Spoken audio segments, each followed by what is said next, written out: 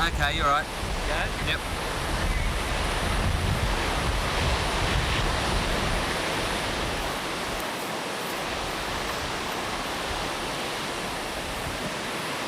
That's fine.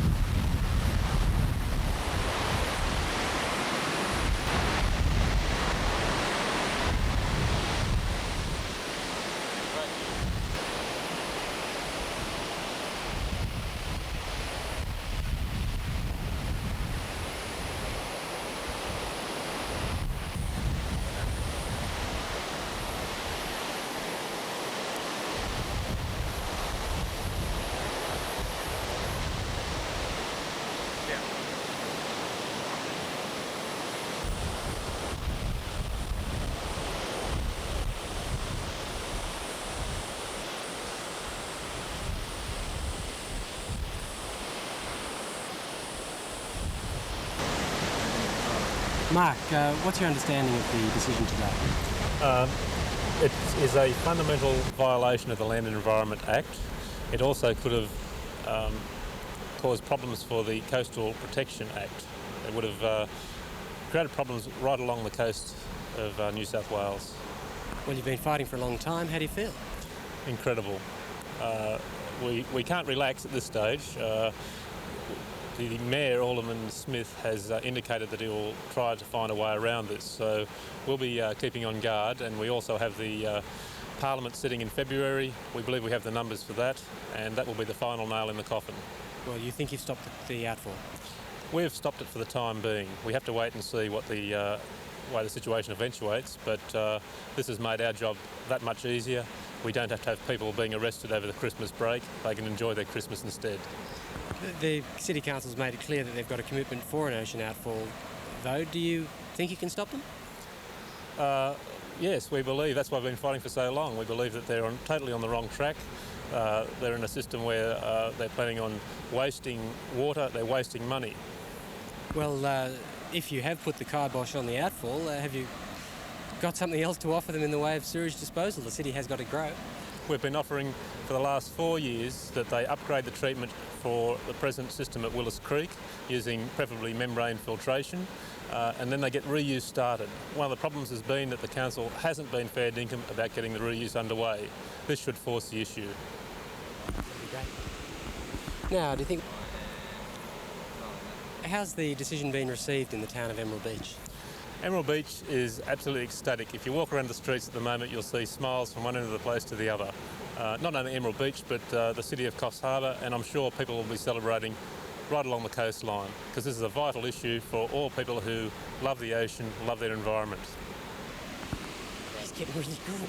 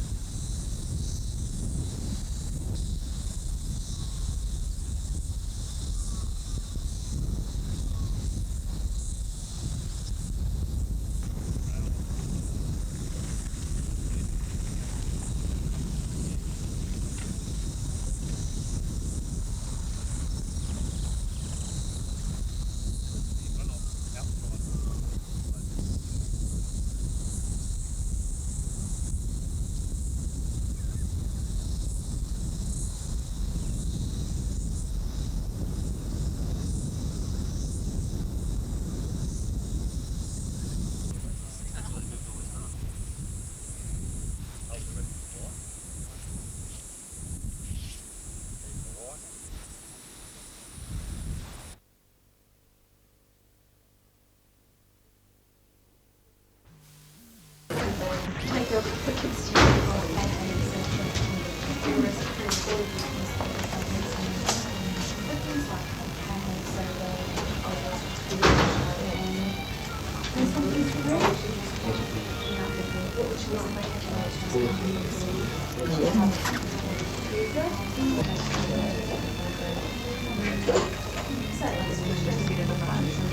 you introduce some new TV television.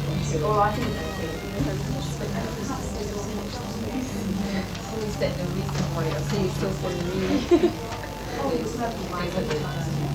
It's most channels do that.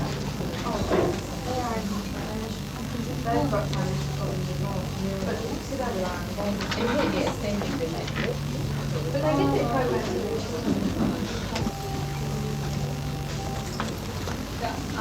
The channels also being affected, not just channels.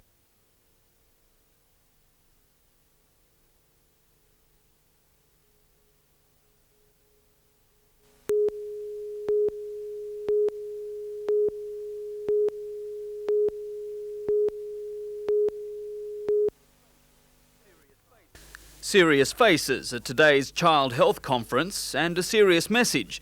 The health of children in low-income families is suffering, and it's suffering despite the warnings. Fewer parents, it seems, are heeding the advice, and the experts say that's because the system is just too complicated.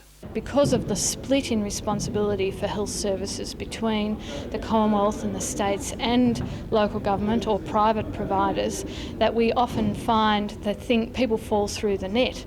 The state government wants to close that net. It's urging parents to have children immunised. It may even become compulsory for parents to tell schools if their kids are not protected. Education will be the key. Housing conditions, the level of pollution, those sorts of issues need to be addressed and seem to be part of improving the overall health of the community. The conference continues tomorrow.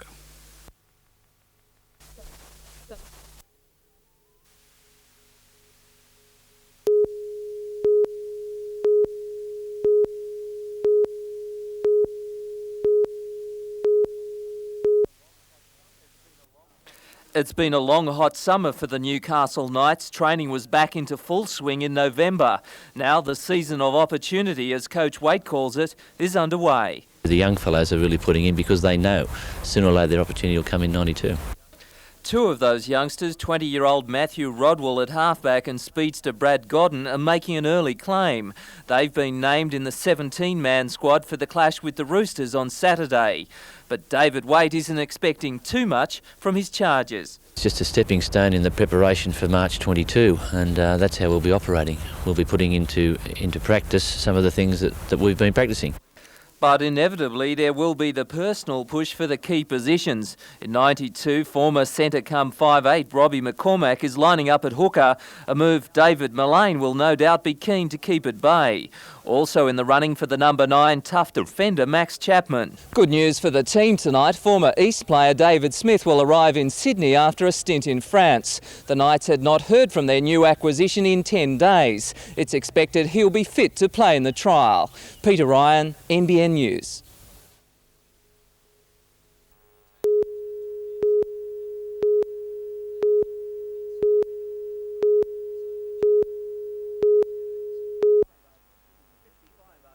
"55 Argentinian cricketers aged between 8 and 20, their manager and coaches are touring Australia.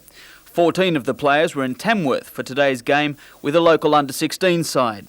Cricket in Argentina is growing, and tours are seen as a good way of promoting the sport. It's going to be the most fabulous experience for our cricketers, and we personally been in all around the world playing cricket. The team has had a hectic schedule. So far it's played games at Gosford and Gloucester.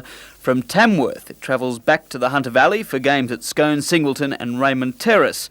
Their final game in Australia will be against Sydney's King's School.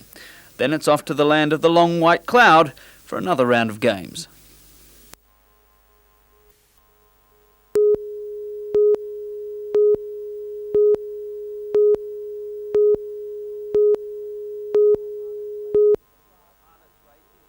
Harness racing is a fast-paced sport, but the action is usually kept on the track. In Newcastle, over the last few months, there's been a tense battle in the boardrooms over how the club should be run.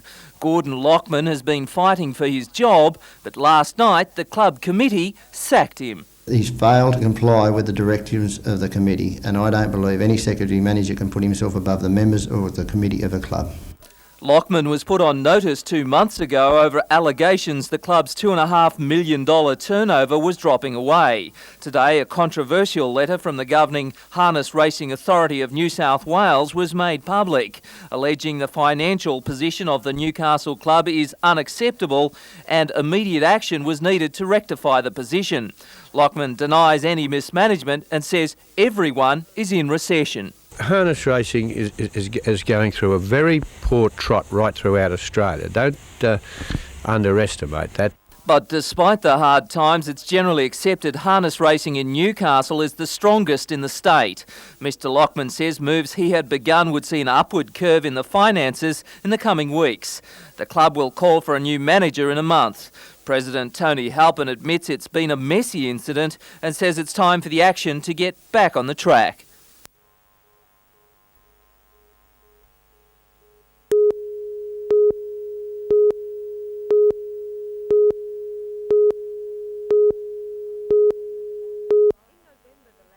In November, the Land and Environment Court ruled the Summerhill dump proposal void. It said Newcastle Council was required by law to undertake an environmental impact statement as the dump was considered a designated development. Council last night voted to carry out that EIS and go ahead with its plans for the old mine site. But all this could take around 3 years to complete. In the meantime, the present Shortland site is running out of space. To extend that, Council will split the waste stream, sending all non-rotting material to the old Wallsend brickwork site, which will eventually revert to parkland. Council, though, won't have it all its own way. The residents of Maryland say they'll continue their battle against the Summerhill site.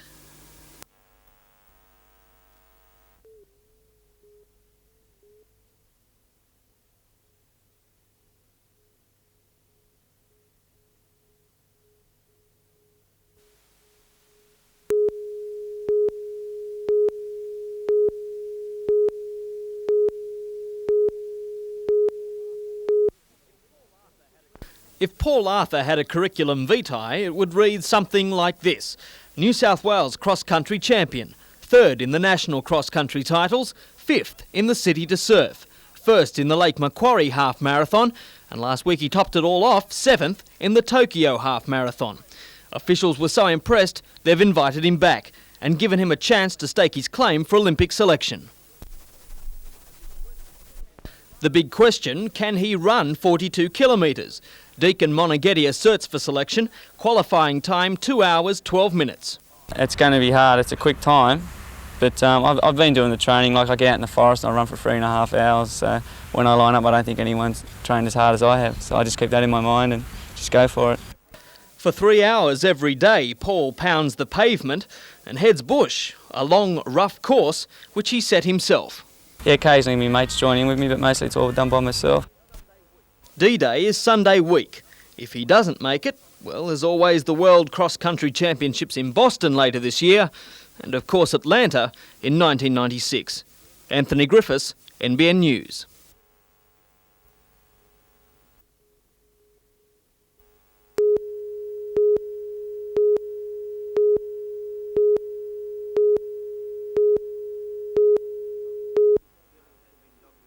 Sterling has been dogged with injuries for the past 2 seasons, which has restricted his playing time to minutes instead of games for Parramatta. After shoulder surgery, the champion halfback is ready to resume his illustrious career against North Nelson Bay at Anna Bay tomorrow night. Sterling has indicated that he is available for representative duties this year, but his main priority will be to lift the Eels back towards the top of the Winfield Cup.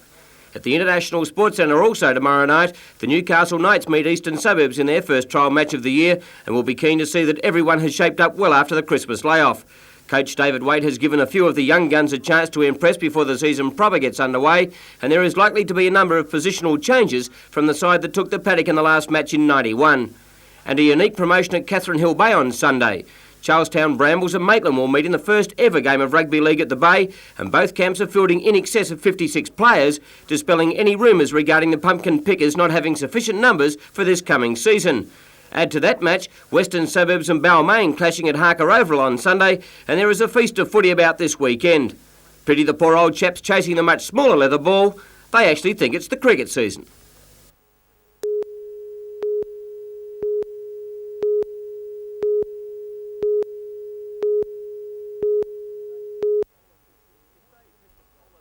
To say Bishop Holland is disappointed with today's court ruling is an understatement. He's made it plain, if Bishop Dowling defies the court and goes ahead with Sunday's ordination, he'll be there. Yes, I will. He's asked me to preach, and if he does defy the court, I'll support him on that.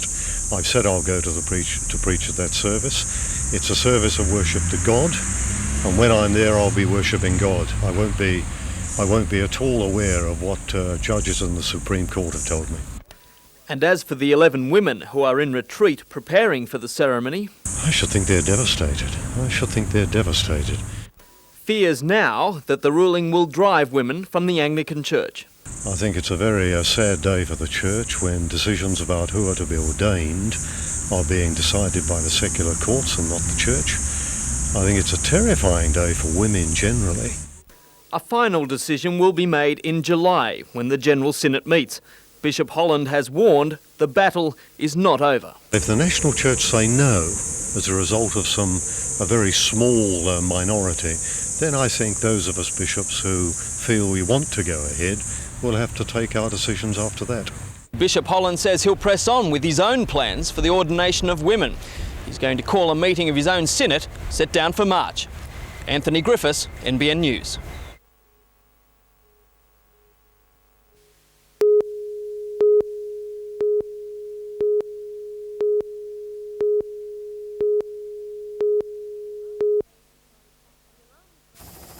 The alarm was raised at 5 o'clock last night by a neighbour who discovered the mutilated body in the victim's dilapidated cottage on the Wollombi Road. The neighbour had come to the house to retrieve some borrowed tools. Upon entering, he found the deceased lying face up in the hallway. The dead man had multiple stab wounds to the face and chest area. The nature of the death is suspicious enough. It appears to be a violent death. Today, crime scene detectives and local police searched the house for a weapon and other clues. Police say the man, who was on sickness benefits, led an eccentric life and was a known alcoholic.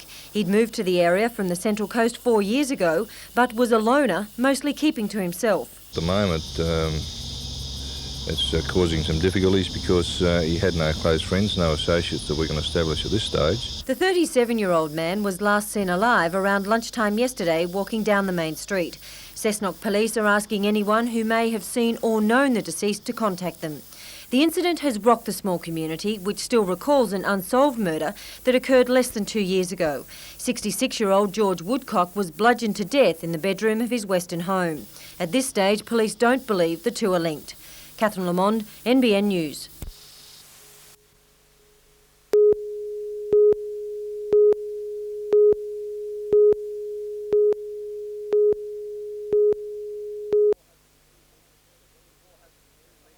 The 402-metre third event was a close affair for the whole 23.83 seconds. The eventual winner, Copyright, getting a beautiful rails run on the home turn to quickly move to the front. And as they headed for home, the other dogs tried hard to bridge the gap, but it was to no avail, and Copyright was home.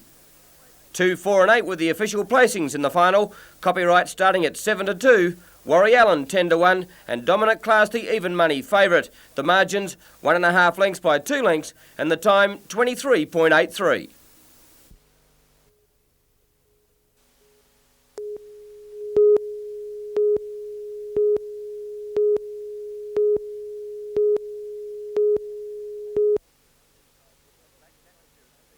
A relaxed atmosphere at the seaside village for the historic occasion, with Rugby League showing its support for surf lifesaving, the funds of the day going to the Cathode Club. While local clubs West and North Nelson Bay chose clashes with Balmain and Parramatta respectively, the Newcastle Tooheys Cup battlers decided on the Battle of Catherine Hill Bay to ease their way into the league season. And the Butcher boys were quite enterprising in the early stages of the match, scoring a couple of smart tries to open up a 12-0 lead.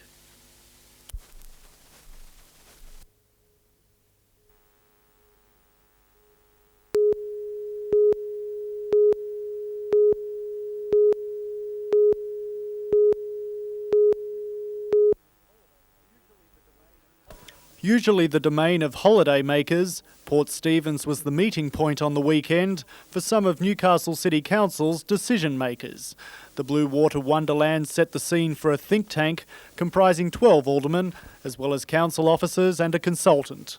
Lord Mayor John McNaughton has hailed the meeting a success, saying new strategies for Newcastle's future have been formulated. We spent 36 hours together, closely associated in discussion about the city in a carefully structured way, and it was a very good use of the time. But independent alderman John Tate questions why a change of scene was necessary for the get-together to succeed. I believe the results could have been achieved here. It's not a question of which room you're in or which town you're in, it's a question of attitude. That's simply part of the management technique, to get away from the hurly-burly humdrum of what you're doing. Also the target of criticism, the cost of the weekend. Alderman Tate says even though he and another representative didn't stay overnight at the Salamander Resort, the accommodation bill still came to $2,600. On top of that, there were other costs such as the use of council cars and the consultants' fees, bringing the bottom line for the weekend to an estimated $4,000. Value for money question arises as the cost of the venue, and I think we could have reached the decisions that we've reached, gained the material that we've gained without having to go outside of Newcastle.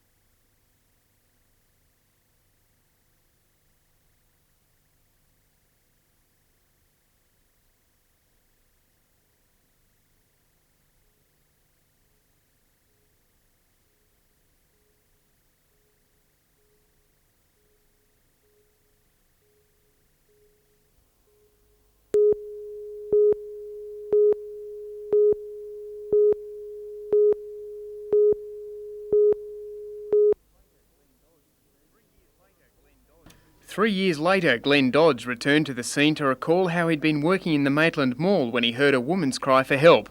Two young men fleeing after holding up the St George Building Society ran past Glenn into a laneway off the mall.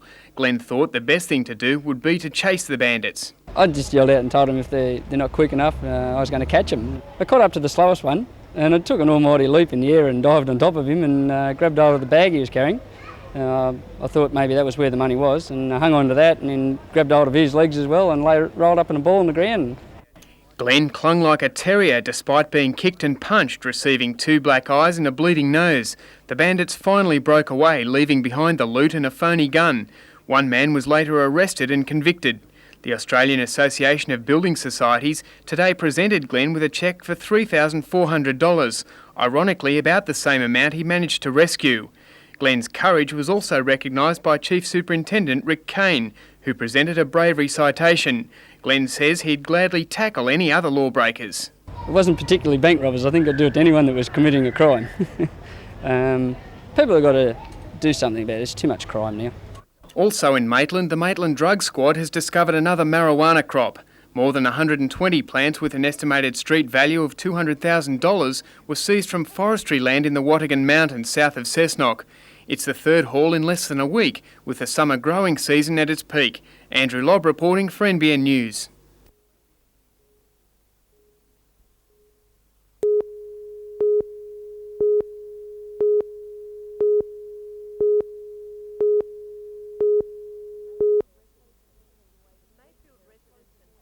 Mayfield residents and Cleanaway presented their opposing cases to Newcastle Council this morning at a special access meeting. As well as concerns about site selection and proximity to residential areas, residents voiced doubt about the need for such a facility in Newcastle. Figures released by the Waste Management Authority show that only 250 tonnes of industrial liquid waste a year are being treated from the region at the authority's Lidcombe plant. That figure is significantly lower than the 41,000 tonnes treated from the Illawarra area. That means either the waste just doesn't exist in Newcastle or it's being disposed of illegally. The Waste Management Authority believes the latter. Cleanaway too has quoted figures which are not comparable with the waste currently known to exist. It says the Hunter and Central Coast produce 41 million litres a year, which their proposed plant will treat. But the company is not willing to say who its customers will be. Nowhere else in the world has an industrial area being able to virtually make its waste disappear without an integrated waste treatment facility being part of the waste treatment hierarchy. There is none in Newcastle. If proof of the plant's necessity is not given, Mayfield residents say they can only assume Cleanaway is ensuring its own interests and that in the long term, waste will be brought from elsewhere to use the service. I think that would be of great interest to all the citizens of Newcastle, and I don't see where it is a matter of confidentiality. The figures are published for the Illawarra, and any matter impinging on public health and amenity, as far as I'm concerned, is a matter for public disclosure.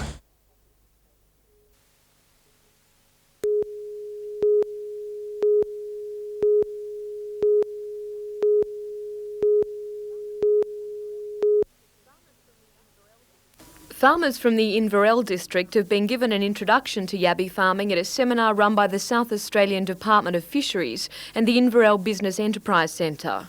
People that I feel will be the backbone of the industry in the future are the people that should start out small. It should start out, as a bit of fun, as an experiment on their properties, and hopefully an experiment that works for them, that they get a bit of a return out of it. Farmers wanting to enter the growing yabby industry probably already have the two main requirements, land and water. The breeding ponds then need to be stocked and equipment purchased to harvest the yabbies. It really is a low-cost system, and it's designed for farmers to use as a supplemental income on their already existing farms and to some extent even the existing dams. All that's needed then is a buyer. Crayfish are becoming a popular restaurant meal. The returns we were achieving in South Australia, about 500 kilos per hectare saleable per year. The returns to the farmer are about $9 a kilo.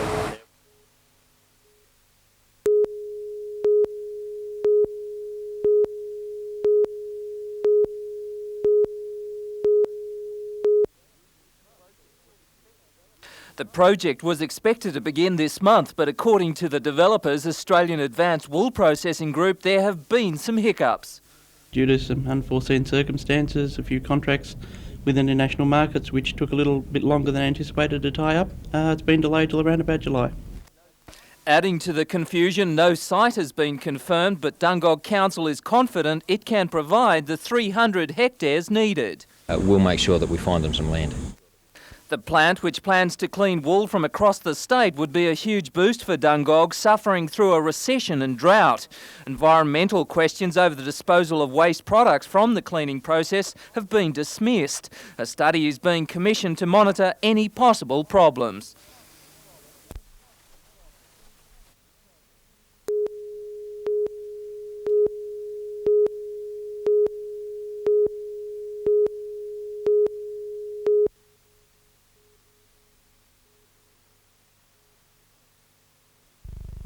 The Hasty Tasty mobile catering van has been operating in the Carrington area for the past month. Operators of the Gosford-based franchise say they gained consent from the Newcastle City Council prior to starting up, and all facilities have passed health inspections. Despite this, local small business owners are outraged. They've just rolled in from Gosford, come into our areas where we've been trading for a number of years and stealing a lot of our business.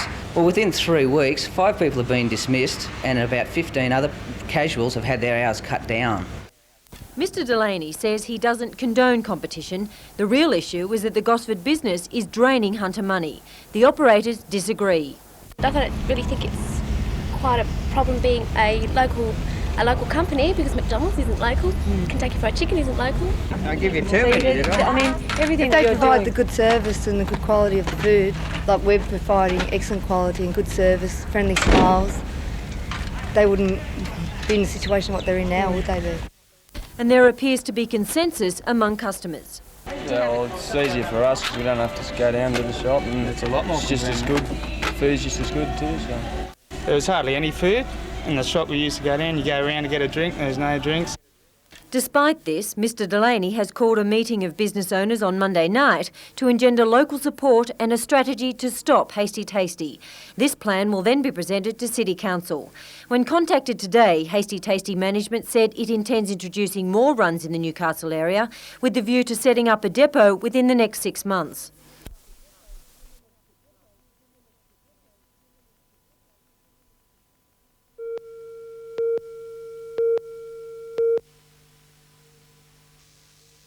The young Princess Elizabeth was in Kenya on her way to Australia when the news came. Her father, the king, had died. She was queen. The sad trip home was the start of a life of responsibility. 40 years on, she's still at work. She might wish to retire, but she accepts she can't. But in 1992, the mystique surrounding the royal family has well and truly gone. The younger members must take most of the blame. The unroyal conduct, the scandals the British newspapers continually lie in wait for. Intruders in the palace, a security scare at the Trooping of the Colour, the murder of her beloved uncle, Mountbatten. Through it all, the Queen continues doing the very same job she started 40 years ago. Not many have ever done it. In reality, very few would want to.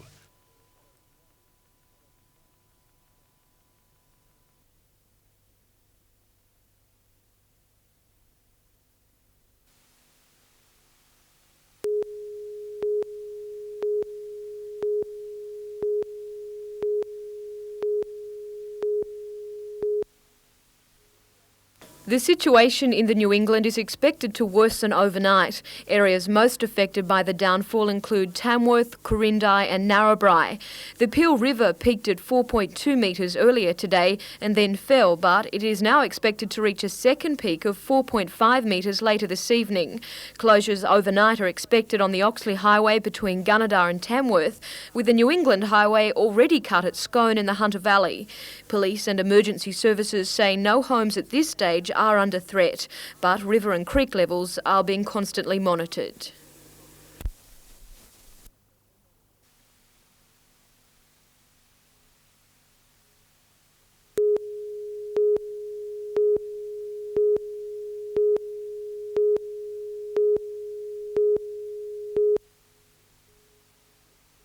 The collision happened at about 11:30 on a straight stretch of the Pacific Highway south of Bulahdelah. It's thought traffic swerving to avoid a car towing a box trailer with a blowout began the tragic chain of events. An unladen southbound semi crossed to the wrong side of the road into the path of a northbound station wagon towing a caravan. An elderly couple from a southern Sydney suburb were trapped in the shattered wreck of their car. The woman passenger died before being freed, and despite the efforts of rescuers and paramedics, her husband died a short time later. The impact of the crash threw the truck driver out of his cab onto the road.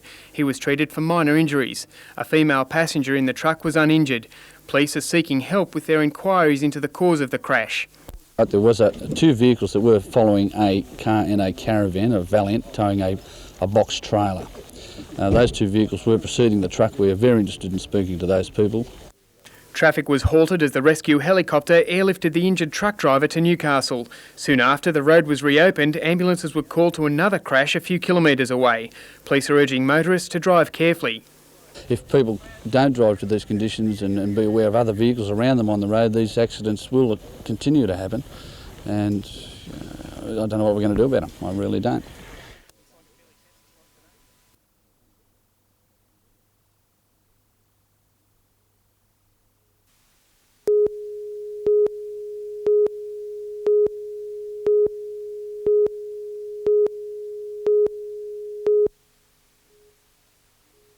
The New England Highway at Blandford, north of Scone, was blocked to all but heavy vehicles and four-wheel drives for much of the day. The nearby Gundy Bridge was washed away, while several homes were evacuated in Scone, with water flowing through houses in low-lying areas near White Park. Conditions are expected to worsen overnight, with water still rising around the northwestern side of town. Roads remaining closed include the Singleton to Windsor, Merriwa Scone, Dubbo to Merriwa and Scone to Gloucester roads. The Jerry's Plains Road, Wallamby and Mitchell Lines roads are also blocked. Hunter River levels are expected to peak at Singleton later tonight at 10.5 metres, reaching 11.5 by early morning. The river will reach 10.5 metres at Maitland by tomorrow. The Lower Hunter SES Division advises farmers below Maitland that overtopping of levee spillways can be expected, with moderate flooding expected around Morpeth, Hinton and Duckenfield. Police and emergency services have been kept busy on the Central Coast with flash flooding around the Gosford and Matcham areas. Adding to the workload early this morning, rescuers took more than an hour to free 2 occupants of a crashed car at Jillaby near Wyong. Both people suffered broken legs. Road conditions remain hazardous, with some roads in the Narara, Holgate and Gosford areas closed. Andrew Lobb for NBN News.